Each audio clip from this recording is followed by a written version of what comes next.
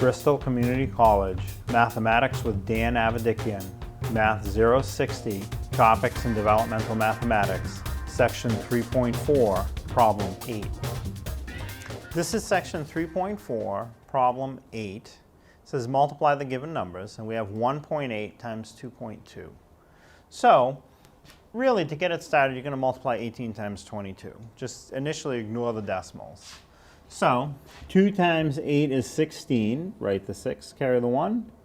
2 times 1 is 2, plus the 1 more that you carried is 3. Now I'm going to multiply the other 2. Before I do, I want to either fill in a 0 or leave a blank spot because I need to slide over one spot to the left. So I'll put in a 0.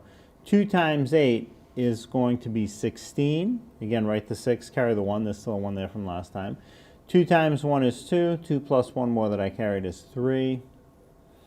And now I can add those answers. 6 plus 0 is 6. 3 plus 6 is 9. And then nothing plus 3 is 3. So without the decimal, I'd have an answer of 396. But I have to put the decimal in. So go back to the question, see how many total digits you have after the decimal in your question. In the question, there's a total of 2 digits after the decimal. So I must have the same number of digits after the decimal in my answer. So if I put the decimal between the 3 and the 9 and write it as 3.96, I would have 2 digits after the decimal in the answer. And that's the answer, 3.96.